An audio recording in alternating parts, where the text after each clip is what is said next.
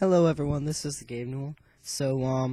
Yesterday, Friday, March the 6th, I went to the District Solo and Ensemble Choir event, which is, for people who probably don't know about it, it is an event where a bunch of people who take choir solos, like singing solos, or if they want, they can get into a group of people and create an ensemble. What they do is they take that and they sort of compete. It's not much of a competition, it's more of a festival. But the way it works is that each group gets a 1 through 5 ranking. Now the numbers 5 is the worst ranking you can get, but number 1 is the best ranking you can get. It's very common to see most people get 2s. There are definitely a few people who get 1s, and some people get 3s and a couple of 4s. And the judges are, for the most part, pretty tough on you. They will definitely tell if you've screwed up or anything. Well, I was there yesterday.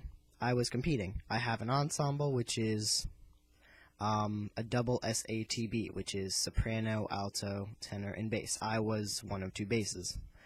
Our ensemble got a 2. So, what it means when you get a 1 is that you get to go to the state competition, which in Missouri, I believe is held in Columbia at Missouri University. And I took a solo there as well as my ensemble, and my solo got a 1. So, yeah, it's it's a big deal for me. I mean, at least for me. It's not common to see a lot of sophomores in high school get 1, sorry.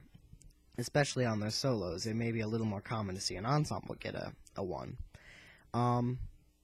Especially in my high school, there were only a few sophomores who got a 1, and I think most of them were girls. There were a couple of sophomore girls who got a 1. I may be the only sophomore guy that got it. I don't know. There's a couple of other guys I haven't really talked about yet. But I had a lot of friends there because I have a lot of friends in the music community at Blue Springs High School, and it was a lot of fun. In general, I had a lot of fun going there and watching people perform. I saw a bunch of my friends perform. And in general, it's just, especially if you go to an upperclassman's performance, you can see how well an upperclassman did on their performance. You can see what they do and how their vocal tone has been, for the most part, developed. You can see how they've, sort of worked their way into their vocal development and how their tone changes along with their pitch and their voice from, puberty and all of that. Once you're pubescent and post-pubescent, then you can definitely start to get a better hold of where your voice has gone. So for me, it was pretty surprising because I have, my tone is kind of, not necessarily an on and off tone, but it's, how do you describe it? It is more like undeveloped. It's not quite there yet. As with most sophomores and even some juniors and seniors, it's not completely there yet. Especially for guys, since, they go through puberty a little bit later. So, it was a very fun event that I was able to do, for the most part, incredibly well at.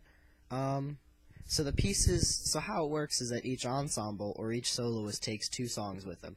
It's common for one of their songs to be in English, and the other one to be in a foreign language. There are popular languages that they use, such as Italian and German. So, I took 1 English song and 1 Italian song. My English piece was the Jolly Roger. If you don't know what that is, just try to look up a version of it. It's a pretty fun English song to do. And my second piece was Alma del Core. That piece, I really like that piece a lot. I love that piece. It's incredibly enjoyable. The changes in not only in pitch but in your dynamics, your volume, and how you express a song. It has some pretty tough intricacies. Sorry, but it's a really fun piece. I really enjoyed it.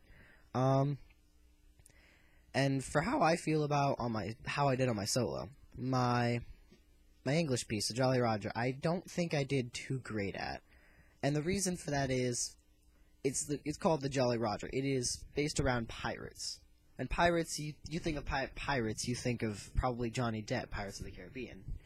And you think of cheesy, flamboyant, people all out the world who, yeah, I'm a pirate and I'm proud of it, even though there's some really crappy things I've done. They don't give a crap at all. I'm not that kind of person necessarily, and I find it somewhat difficult to express that in my singing, especially with songs that require it, like the Jolly Roger. Um, I was rehearsing it actually just on Thursday, so the other day, and I was doing pretty well at being more flamboyant on the song, but yesterday I was having some issues with that. Although that may be because it was in front of the judge, and, I really was really nervous about it, especially with my vocal memorization and all. Especially with dynamics, that's also my other key issue, is that I have issues grasping some really intricate dynamics. But the Italian piece, I think I did for the most part pretty well on. Besides some maybe a couple of slip-ups on tempo and how fast or slow I should be, I feel like I slowed down a little bit in some of the pieces, but I feel as if that may have actually worked to an advantage for the sake of being more musical with it, or more professional with it, as being able to work with it just enough so that it doesn't break the song. It's like messing around with like a piece of wood. Like, you can bend it so far without actually breaking it, but the point is, how far are you going to be able to bend it without breaking it? So I feel like I did pretty well, at least in that regard. I never really think that I do very amazing at a choir event, or, trying to be a vocalist, and I'm especially better at choir singing. I've not been a great solo singer. I took solos last year to the district competition, and I got a 2 on my solos.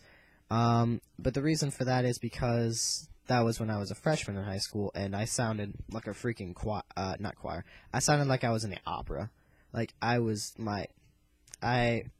there's a difference between a choir-shaped vowels on your lips and a soloist-based vowels. A soloist-based vowels have to be somewhat wider while still being plenty round and keeping the lips plenty, retracting your muscles and compressing them very often. Last year at least, I was pushing too hard on the choir base of the voice, which is more rounded vowels, not quite as wide as a solo singer. But this year, especially with my vocal instructor, Mr. Sepperly, I've gotten a lot of work through on that, and I've definitely pushed myself to, get a little more into being able to distinguish this is my choir voice, whereas this is my solo voice. And I can be able to separate those two in just the amount of time that I need to for it to sound like I've been working on it for maybe even years, if that's how it sounds to people. So, I'm not sure when the state event is. I know it's more than likely going to be at Missouri University in Columbia. I don't know when, though, unfortunately. I have some other events in April that are going down, so hopefully it's not, like, in that time period. I highly doubt that it is, especially at the time period that it is, but at the same time, it might be. So, yeah, that's basically what I'm trying to let you know. That's what happened to me recently.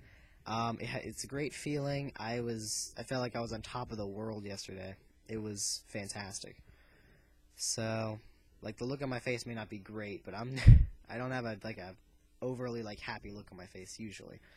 It was a great moment though, and I got to give a thanks and shout outs to everybody there, my family especially, for being supportive of my musical endeavors, and just my choir teachers for doing plenty of work on me, or doing work with me, not on me. That does make sense.